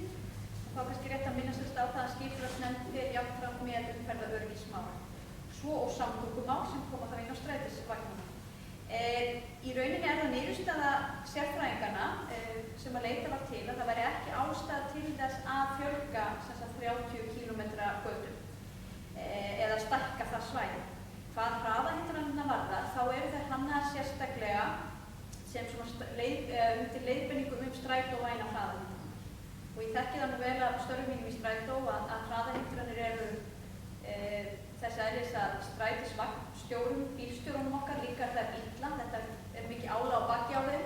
Þetta fer auðvitað líka töluvert illa með vagnana okkar. Þannig að strætó myndi helst vilja sjá svokallega kotta þar sem að strætisvagnin kemst yfir hraðahindranir. Það aftur á móti getur átt við víða en í svona kannski miðbæjar rýminu sem við erum að tala þar sem við viljum þetta flæði gangandi fólk að þá viljum við gjarnan hafa þessa sebrabraut og upphækningu. Þannig að þetta er alltaf svona að það þarf að vega með þetta og ég held að í þessu tilfelli að þá séum við nú að tala hraðahindranir sem eru hefðbundnar en þær eru þó aðeins svona vægnari fyrir strætisvagna og kannski ástæða til að nefna því sumir hafa kannski verið hraðahindranir sem að var hérna neðan segja þessi skólabreytinu sem er neðan og bara hún var löguð sem sagt, hún var bara framkvæmt vitlaust af verktaka og strætisvagnarnir þurftu greinir alveg bara keyra þarna yfir á 0,5 námstig til að komast yfir hraðahindrunum. En það er sem verið að huga sérstaklega í þessu málu. Hvað það varðar hvort að það sé útséð með að strætisvagnar keyri þarna þá er bæjarfulltrúi Anna Sigríður væntanlega að ræða leið 15. Og á góðum fundi okkar með ungmennaráðinu þá var ungmennaráðið sérst ósk eftir því að leið 15 sem er svona aðal strætisvagnaleiðin okkar í Mosfellsbæ og fer helstu byggðirnar og tengir okkur svo niður í Ártún og áfram niður á Hlemm og vestur í bæ. Hún keyrir sem þetta ekki Bjarkarholti. Það er ekki hægt að koma því við, allavega eins og staðan í dag, að leiðin keyrir Bjarkarholti því þá einhvern veginn getur hún ekki tengst niður á Varmá sem er líka mjög mikilvægt fyrir okkur. Þannig að ég sé ekki fyrir mér breytingar á því eins og staðan er, en aftur á móti keyrir leið 6 Bjarkarholt og leið 6 tengir okkur hér frá Háholtinu, keyrir Bjarkarholti og tengir okkur í Grafarvogi og alltaf þjónustu sem er þar varðandi framhaldsskólann og Egilshöllina og er það þetta líka mjög mikilvægt fyrir okkur í því samhengi. Held ég sé búin að svara þeim spurningum sem fram voru borðar, ekki satt? Ef borðar það fyrir.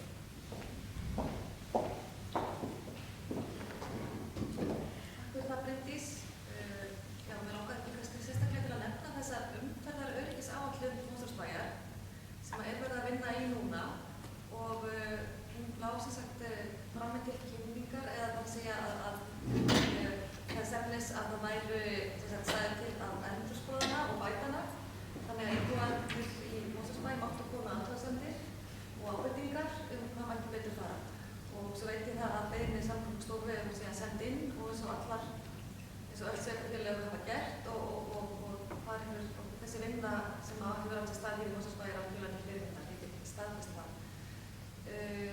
Þá legg ég fram, er orðið ennþá laust með fundargerðina, er verið sem að tjá sig fundargerðina, skipulagsnefndar? Ef ekki þá ber ég hana fram til staðfestingar, þær sem staðfesta fundargerðina, við sem að skilja verki. Það er allir og hún er saman með jarðarinn og þá er næst fundargerð umhverfisnefndar. Orðið er laust fundargerðina. Steinunn Dögg, Steinsenni,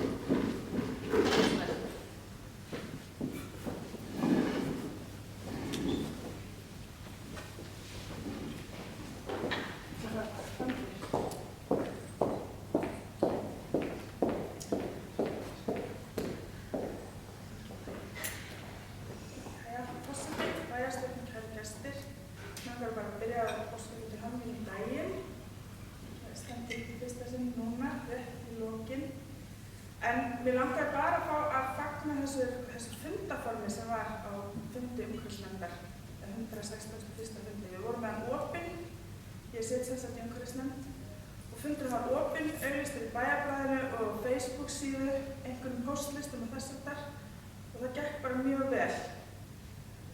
Ég tala mjög jákvætt að bjóða íbúum að taka þátt í eða allavega kynnast nefndastarfinu og þetta gekk vel.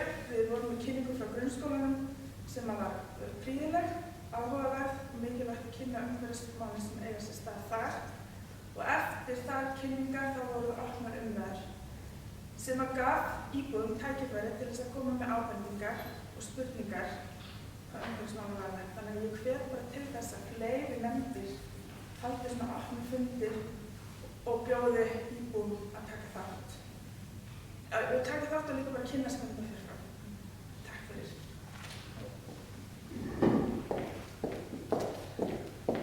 Það Steinunn, orðið endalaust fundagerðina, Hildur Margrétardóttir í borðinu.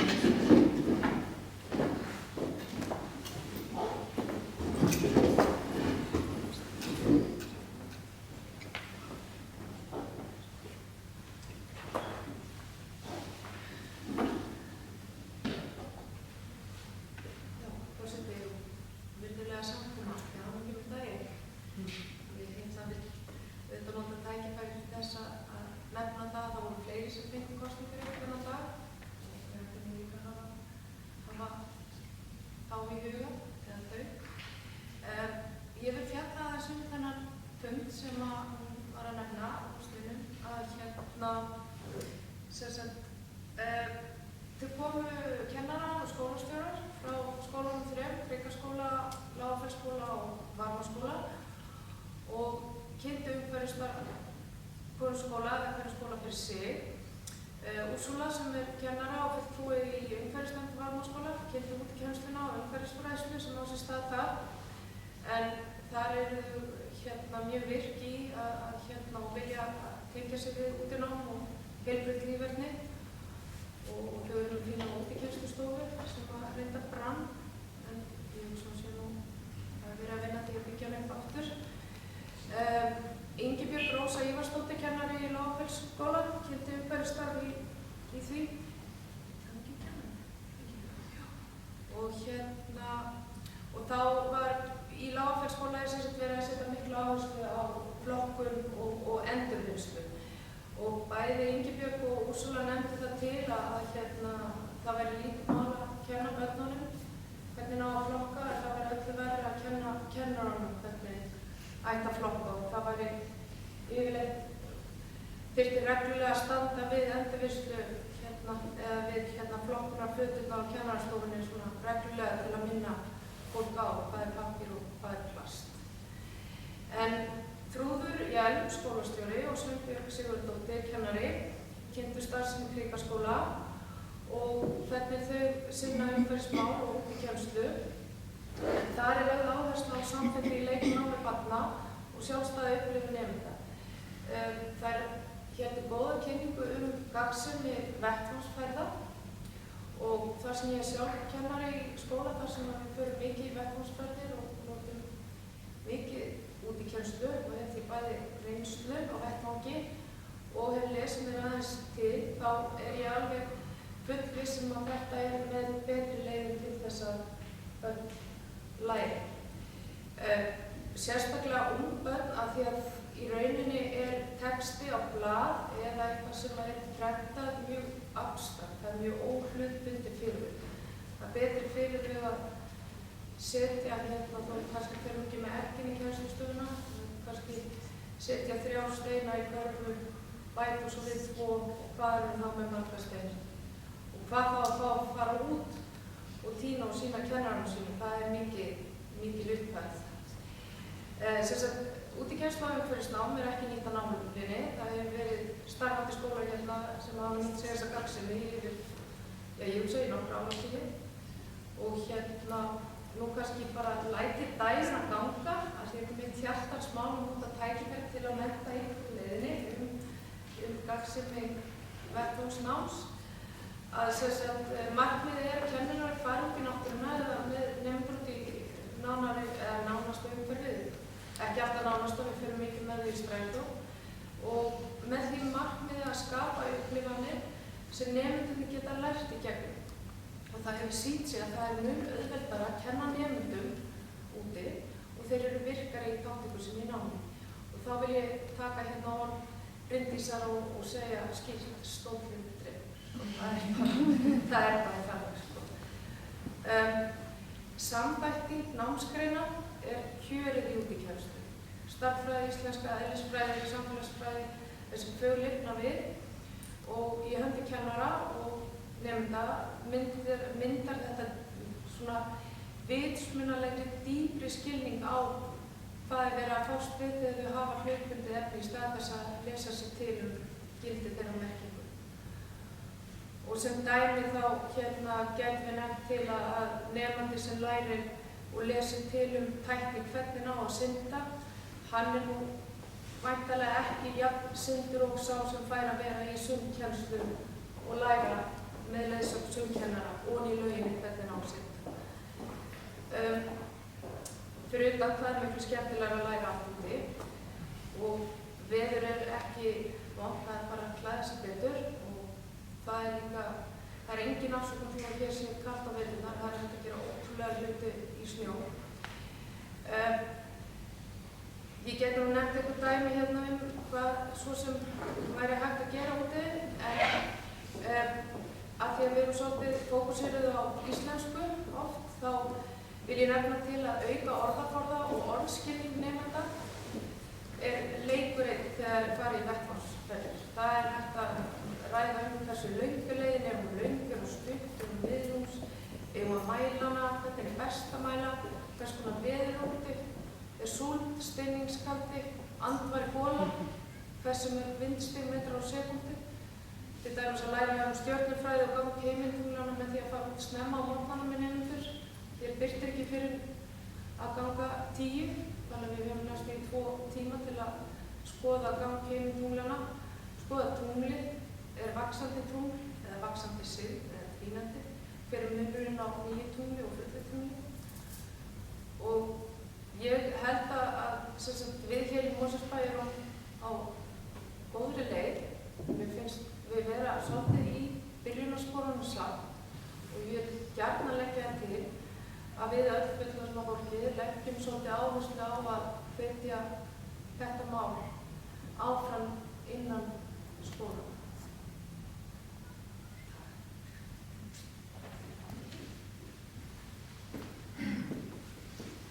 Takk fyrir þessi orð, Hildur. Ég get staðfest að útikennslan mjög skemmtileg og ég held að við séum hreinlega að fá áhuga hér bara á allir landinu held ég, það sé ég þekki til sem að hafa kynst útikennslu og það sem hún orðin bara hluti af námi barna, það að fara út. Þannig ég held að við það hefur verið frekar svo að reyna að kenna heldur en börnum og það sé en ég veit að það eru komin áfangar sem að þetta ekki annað enn. Þannig að við aðstæðan okkar hér í Mosfellsbæ setja fyrirmyndar og ekki fyrirstæðan halda því áfram. Orðið lausnin fundargerð umhverfisnefndar. Steinunn, gjörðu svo vel.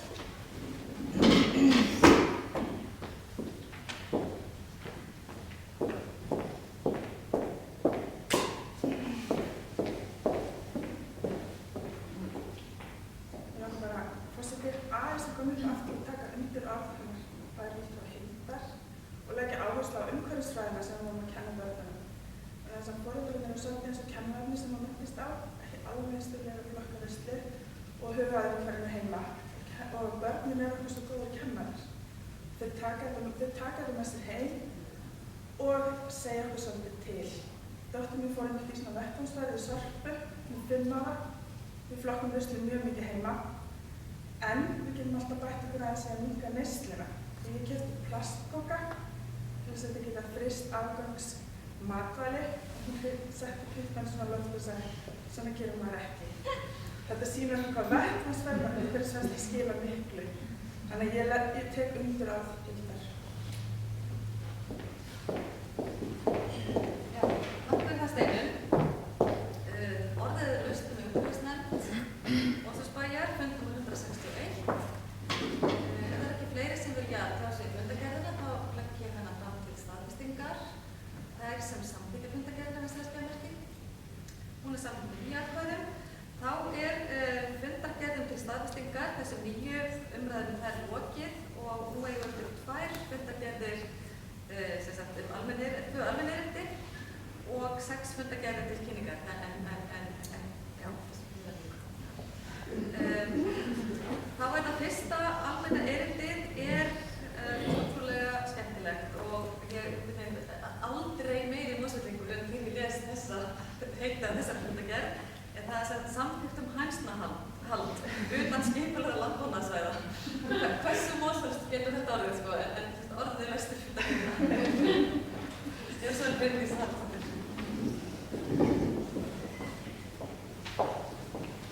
Já, takk forseti.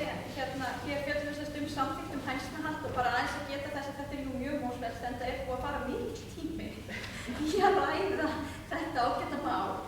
Og kannski bara aðeins til gamans að þá var ég búin að vera núna formaður bæjarráðs í þetta kjörtímabil og var það líka síðasta ári og síðasta kjörtímabili og það hefur bara einu sinni fréttamaður hringt í mig til að spyrja mig eitthvað sem til umræðu í bæjarráði og það var auðvitað hænsnahald og hanahald. Þannig að þetta greinilega stóra fréttin hérna í Mosfellsbæ að við viljum halda áfram að vera svona sveitibæ og leyfa fólki að ala hænur í görðum þar sem því viðkomið en þá þurfa þetta að vera utan það ákveðna reglur sem felast meðal annars í því að það má ekki hafa hana sem vekur nágrann. Ónæði. En ég set það samþykkt að við vísum þess að annar umræðu svo getum við rætt þetta hænsnahald aðeins meira. Þegar Bryndís, við þá vísum samþykkt hænsnahald til annar umræðu. Þá næsta á máli dagskrá erindi hinsegin fræðslu í grunnskólum Mosfellsbæjar. Þetta tillaga frá íbúum allra borga, orðiðlaust og ég ætla að bjóða Önnu Sigríði Guðnadóttur að koma upp og fylgja þessari tillögu og það gera svo vel.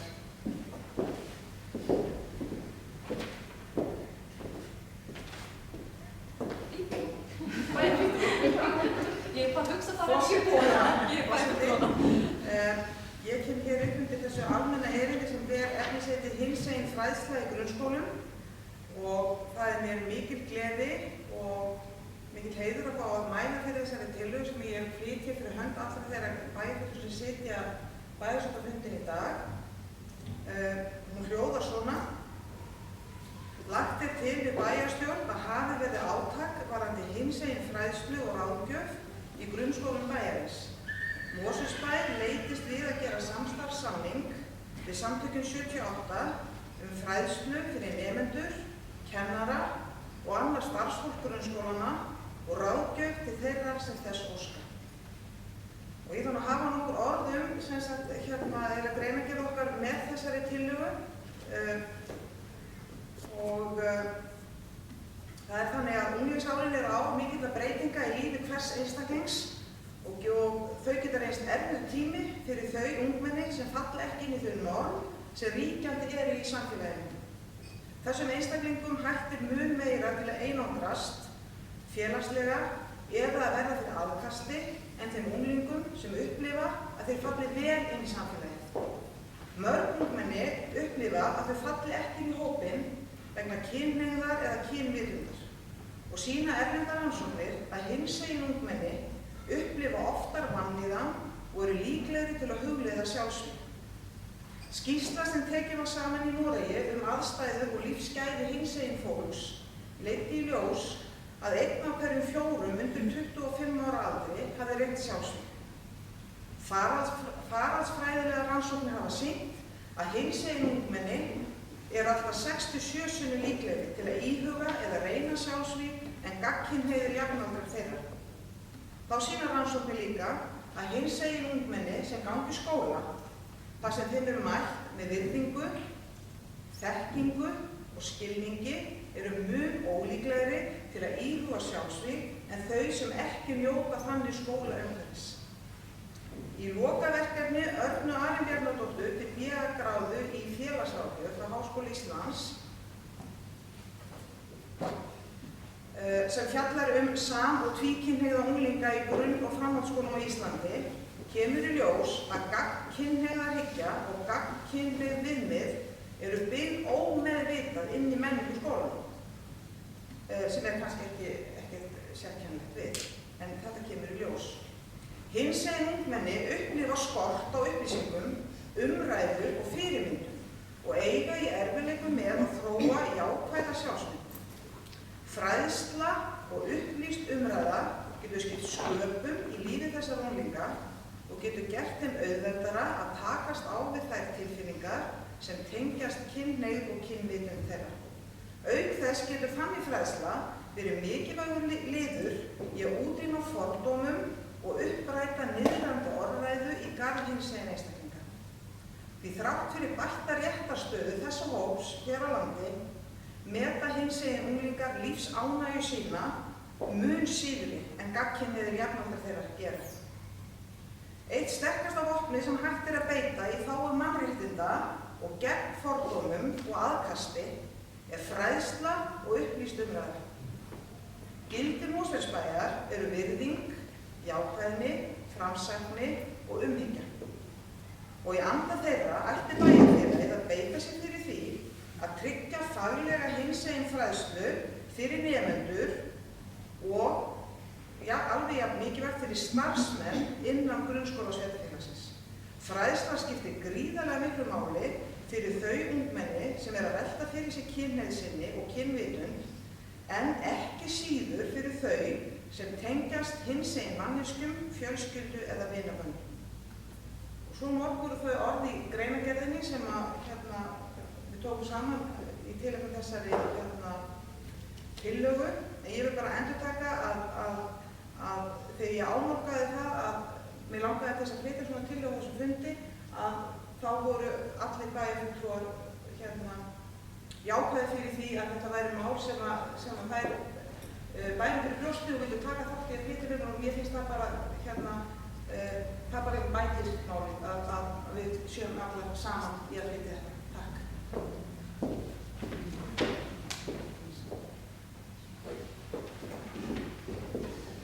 Takk fyrir þetta, Anna Sigríður. Ég vil líka segja frá því að sem fyrrverandi kennari eða kennari, að þá hef ég mjög góða reynslu af þessari fræðslu sem hefur farið fram í þeim skóla sem ég kenndi í 10 ár og gríðarlega faglegt og vel framsett og þannig ég get auðvitað mælt með þessari fræðslu. Þá vil ég greiða atkvæði þú vilt, fyrirgefðu, Eva Ólafsdóttir, þú vilt segja það frá orðum þessa fræðslu.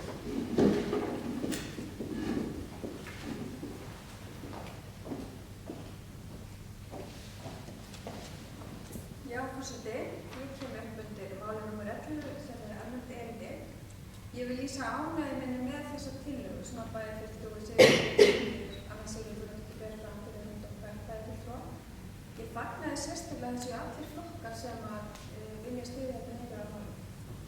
Við höfum að samast gegn mismunun á öllum stöðum og við erum að sérstaklega fyrir stjórnarskránni að allir skuli vera jafnir öllum og njóta mannréttinda án tillits til kynferðis, trúarbragða og skoðana. Þjóðernis, kynþáttar, litþáttar, efnahags, ættefnis og stöðu lífi. Það eru mannréttindar í vel. Bæjarfulltrúi Anna Sigríður vísaði í alls kyns rannsóknir og eins og kom fram í greinargerðinni að þá er það einnig hverjum 4 undir 25 ára aldri sem hafa reynt sjálfsvíg í Noregi. Það er ömurleg staðreynd. En ég veit ekki hvort að við þurfum að reikna með ástæðu sem að skráða hér en að öllu leyti viljum við auðvitað koma í veg fyrir að börnum hægt í illa. En unga fólki breytir heiminn, fræðsla þess að hjálpa. Ef við fræðum börnum okkar og síðan fræðum þau okkur, mér langar með leyfi forseta að fá að vitna í ritgerð sem að dóttir mín Ísabella Írisdóttir vann í sögu í Verslunarskóla Íslands í vetur og fjallar einmitt réttindi samkynhneigðra á Íslandi. Og svona til þess að minna okkur á það hvaðan við erum að koma. En ég hafði einmitt bendin á að þetta gæti verið áhugavert réttindi. Tilvitnun hefst. Réttindabaráttu samkynhneigðra tók miklum breytingum árið 1996 en þá gengu í gildi lög um staðfesta samvist þar sem samkynhneigð pör fengu svipuð réttindi og gagnkynhneigð pör, en þó ekki jafn mikil. Stór áfangi náðist árið 2010 þegar Alþingi samþykkti ein hjúskaparlög fyrir alla einstaklinga, samkynhneigða og gagnkynhneigða. Með nýju hjúskaparlögunum féllu lög um staðfesta samvist úr gildi.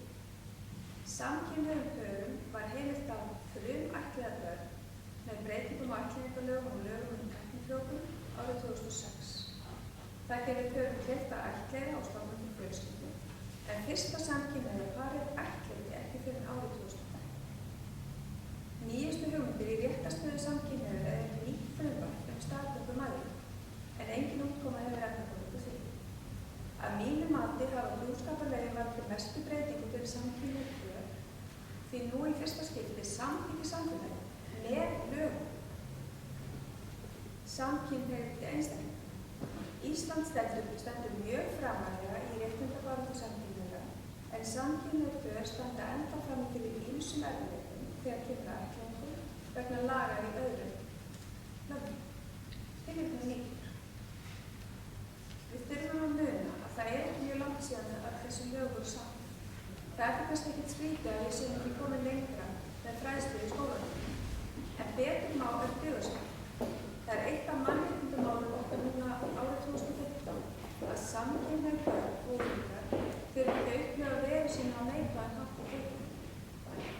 Það er mikilvægt að nálgast málefni með fræðslu, þar sem samfélagið er til miður eins og bent var, eins og bæjarfulltrúi Anna Sigríður bent á áðan, líklega til að halda á lofti sjónarmið gagnrýni kynhneigð.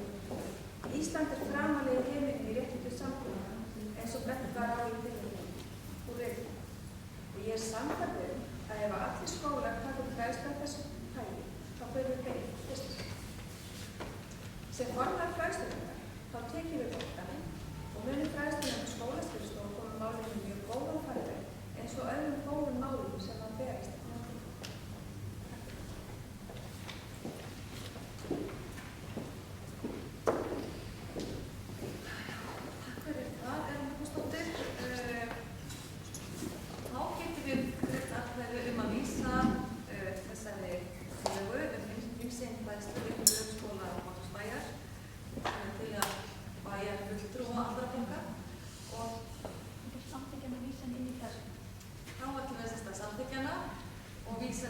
Vísa henni inn í fræðslunefnd til frekari útfærslu og þær sem samþykkja tillöguna í samskiptamerki. Það samþykkt 9 atkvæðum. Þá síðasta dagskráni hjá okkur eru 6 fundargerðir kynningar og eins og það sést kannski á þessum fundargerðum afgreiðslufundar tryggingarfulltrúa þá er þetta nú svona hjólinn aðeins fann að snúast á ný, hreyfing að verða í á byggingarsvæðum og umsóknum rignir inn sem er ánægilegt og þannig að það veitum við ekki að það láta hjólinn snúast. En fundargerð afgreiðslufundar byggingarfulltrúa, 2 fundir, orðið er laust fundargerðina. Ef enginn hvað þessi ljós, þá voru lögð fram og þá voru fundargerð afgreiðslufundar byggingarfulltrúa nr. 266, orðið er laust fundargerðina. Ef enginn hvað þessi ljós, þá er hún lögð fram. Þá er það fundargerð 18. fundar heilbrigðisnefndar Kjósasvæðis. Ef enginn orðið er laust fundargerðina. Ef enginn hvað þessi ljós, þá er hún lögð fram. Þá er fundargerð 270. fundar Strætó BS. Orðið er laust fundargerðina. Ef enginn hvað þessi ljós, þá er hún lögð fram. Næsta er þá fundargerð 416. fundar Samtaka sveitarfélaga á höfuðborgarsvæðinu. Orðið er laust fundargerðina. Ef enginn hvað þessi ljós, þá er hún lögð fram. Þá er það komið 17. liður dagskrá sem er fundargerð 50. og 9. fundar svæðisskipulagsnefndar höfuðborgarsvæðisins og orðið er laust fundargerðina. Ef enginn hvað þessi ljós, þá er hún lögð fram. Þá er það síðasti liður dagskrá sem er fundargerð nr. 828 Sambands íslenskra sveitarfélaga. Ef enginn hvað þessi ljós, þá er hún lögð fram. Þá liggja ekki fleiri fundargerðir til kynningar eða staðfestingar. Ég þakka ykkur bæjarfulltrúar á þessum merkilega bæjarstjórnarfundi hér á 19. júní. Ég þakka ykkur sérstaklega kæru gestir að hafa setið hér í næstu 2 tíma með okkur hér í dag og njóta þessara hátíðarstundar með okkur. Ég segi þá fundi bæjarstjórnar Mosfellsbæjar nr. 652 slitið. Það má standa upp.